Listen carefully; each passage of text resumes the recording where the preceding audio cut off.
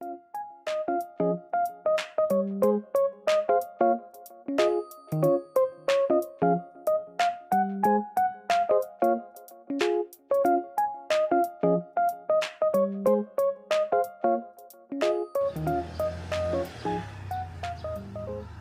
Inapa. Hi. Thank you for helping me. Annyeong! Hi everyone! Welcome back to my channel, and this is Pinay Mom in South Korea. Kumusta kayo to netizens? Si Iju nasa Incheon, may gala sila ng mga friends niya. Si Ina papasok sa academy. Kami namang mag-asawa, we're going to watch Spider-Man. Date namin. Anyway, si Alex kanina madaling araw nagpunta sa farm para tumulong mag-apple picking. Yes, meron ng summer apples. Yun yung color green. Ito yun to netizens. Ang tawag dito sa Korea ay auri sagwa. Look! Ganda ng pagka-green, no? May income na ang mga biyanan ko from the summer apples. Mabenta din to netizens. Kasi, limited lang ang supply. Every summer lang siya pwedeng kainin. And every summer lang masarap ang summer apple. Sa farm, merong autumn apple and winter apple. Hindi ako nakasama sa farm since masama nga yung pakiramdam ko and madali akong mapagod. Kaya naman alam nyo si Omoni, napaka mapagmahal talaga. And ito yung act of service ni Omoni eh. Yung ipaghanda kami ng maraming pagkain.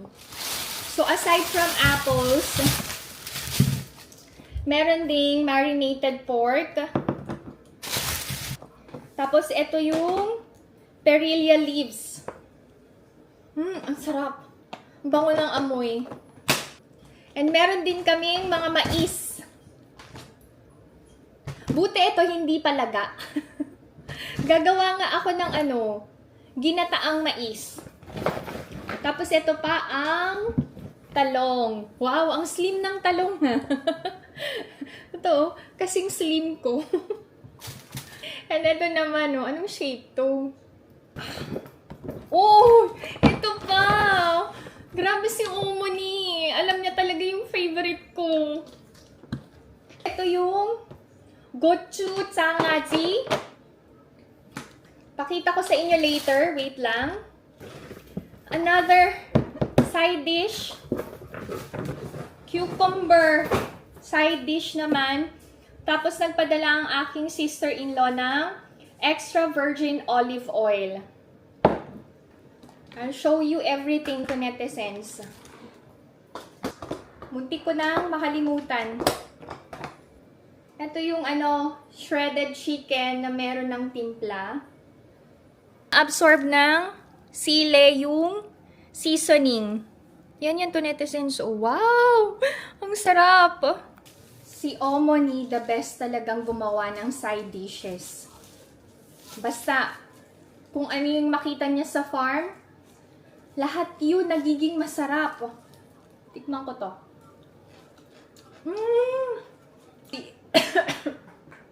Medyo maanghang. Etong gochu and perilla. Ang sarap-sarap ng gawa ni Omoni. Tikman ko din tong cucumber. Alam niyo kung bakit masarap? Lahat ng nanggagaling sa biyanan ko. Yung mga ginagawa ni Omoni, niluluto niya, fresh from the farm. Ang laking blessing na masipag and mapagbigay ang mga biyanan ko sa amin. Ang laki kaya ng natitipid namin. Thank you, Lord. Thank you, Abuzi and Omoni. Ano kaya magandang luto sa talong? Torta. Alam mo, hindi pa ako nakakapagluto ng tortang talong sa buong buhay ko. I'll teach you how to store apples para mas tumagal yung moist and malutong pa rin kahit ilang weeks na.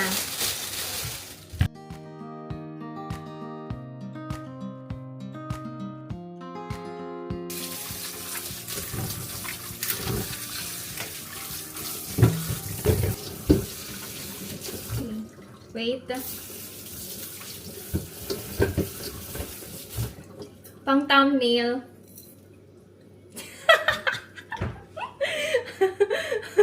Isa pa. Dapat medyo maraming apples, ganon.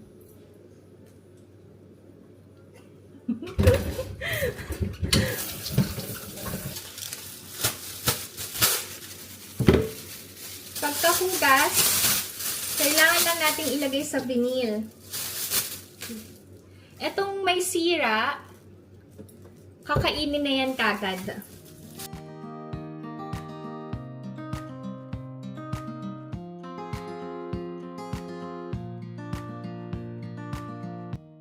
Ganito lang yung ginagawa ni Omoni.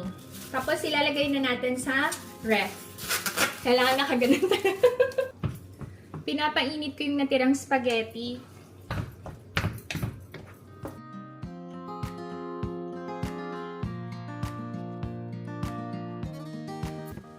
Ito na yung pinakatanghalian namin. Hindi biro ang hyperthyroidism, netizens. Kung ang partner nyo nagsasabi na nahihirapang huminga, mabilis mapagod, hindi yan kaartehan. And last time, di ba sabi ko sa inyo, delayed ako. So, buntis ba ako, netizens? Ang hirap mabuntis kapag may sakit ka. Prepare lang ako ng lunch, netizens. Hindi na ako nag-test kasi pagkagaling namin sa Pusan, dinatnan ako. Sobrang tagal bago ako magkaroon. Kaya grabe yung kaba ko. Pero thank you Lord kasi hindi ako buntis. Imagine niyo kung may sakit ako tapos buntis ako. Siyempre sisisihin ko na naman yung sarili ko niyan, netizens. Kagaya nung napagdaanan ko kay Ijun. Naiyak tuloy ako. Ang hirap kasi nung journey namin together ni Ijun. Anyway, isa sa mga symptoms ng hyperthyroidism is yung delayed menstruation. And posible din na mahirapang mag-conceive. This is our lunch, netizens. Parang pareho lang din nung dinner namin. Ito lang yung naiba, may pretzels.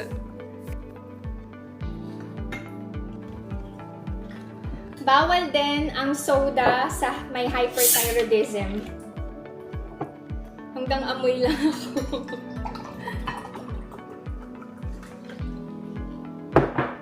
Kain tayo, netizens.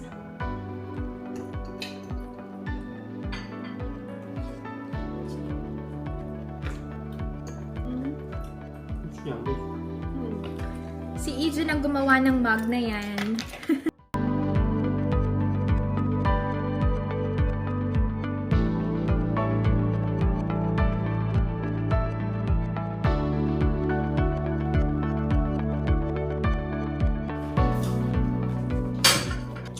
Let's try yung apple from the farm.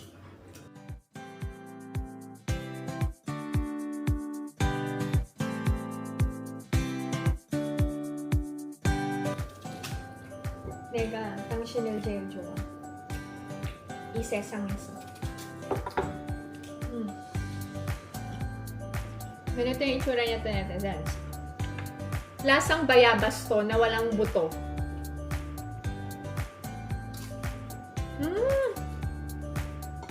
Masarap to isaw-saw sa asin. Bawal naman na.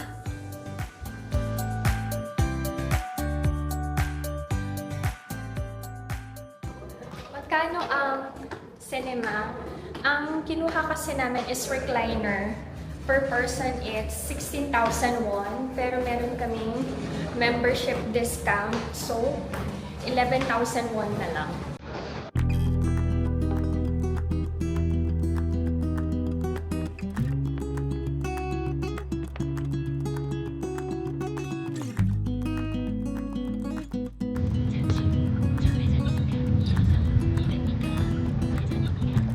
Ang ganda ng Spider-Man, netizens, panoorin nyo. Anyway, papunta kami ngayon sa pharmacy outlet. May bibilin kami ni Alex doon. Sumama na kayo. Diyan lang kayo.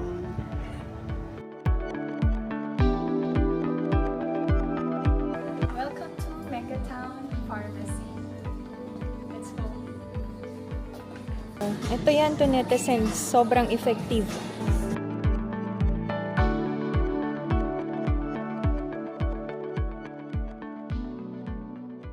Hi, Ate. How are you? Good? Are you tired? How was your day with your friends? Good? We are already home. I-share ko lang ang aking nabili from Megatown na sobrang effective to netizens. Hindi naman ako nagre-recommend talaga kung hindi ko pa natatry yung product and kung hindi talaga siya effective. Effective sa akin, ha? So, hiyangan din talaga. This is the second time na bumili ako nitong product na to. First is this Aclean Salicylic Acid Body Acne Treatment Spray. And then itong Acpair Clear Gel na may tea tree care, tapos may salicylic acid din. So, bakit ito yung ginagamit kong products to netizens? Since may hyperthyroidism ako, very sensitive ako sa init, mabilis akong pagpawisan, lalo na ngayon na summer season. So, may mga changes sa katawan ko. Kapag pawisin ka, ang tendency, nagpuproduce ng excess oil, tapos nabablock yung pores, nagkakaroon ng breakout. Itong Aclean Body Acne Treatment Spray to netizens, sobrang effective. And this is only 10,000 won. Tapos itong gel din, hindi to sa body, sa face to. Kasi yung T-spot ko, hindi din nawawalan ng breakout, maliit or malaki, lalong-lalo na sa chin. So ngayon, ang laki din ng improvement to netizens. Para sa kagaya ko na very sensitive ang skin, try nyo din yung mga products na non-comedonic and may salicylic acid. Kung severe na, mas okay na magpa-consult kayo sa dermatologist. And one thing I've realized na kahit anong paderma mo, kung talagang may problema sa loob ng katawan mo, walang magagawa yung treatment na ginagawa sa derm clinic. So, kailangan healthy yung loob para maging healthy din yung labas. Pero syempre, pinipili ko palaging maging okay para sa sarili ko and para sa family ko. Kasi alam nyo, kanina lang, bago kami pumasok ng sinihan, nagsukaan na naman ako. Lahat ng kinain ko nung lunch, nilabas ko. So, wala na namang laman yung tiyan ko and gutom na ako. Akala ko yung pagsusuka, pagduduwal ko is because pregnant ako. Kasi nga delayed ako, no? Pero, dahil yun sa hyperthyroidism. Kaya, lagi ako may dalang clean bag sa bag ko. Kasi hindi ko din mapigilan yung sarili ko kapag nagsuka ako.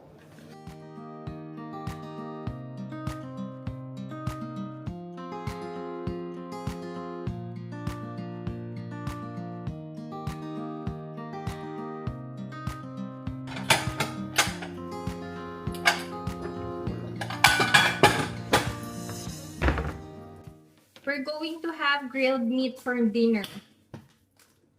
Prepare ako ng side dishes.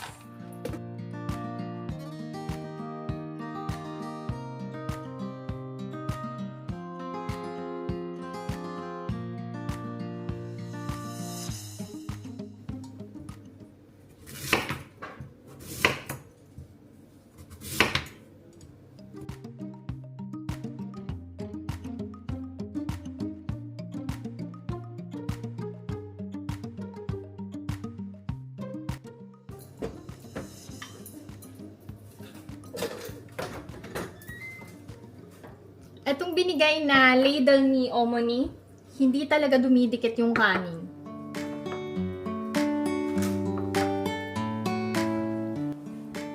This is our dinner. Kain tayo. My husband bought beef for me, hindi kasi maayos yung kain ko lately. Ang sabi ko, masyadong mahal ang beef, baka isuka ko lang. Ang sabi niya, okay lang, mas mahal naman daw niya ako. Natatawa ko, parang ang cheesy kasi. Sa mga singles dyan, ipagdasal nyo na mapunta kayo sa tamang tao. Yung taong mamahalin at aalagaan kayo kahit may sakit kayo, kagaya ko.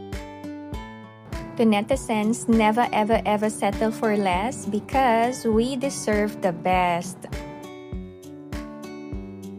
Thank you Lord kasi napilit kong magpakasal si Alex sa akin. Kung hindi ko yan napilit, edi wala akong the best husband.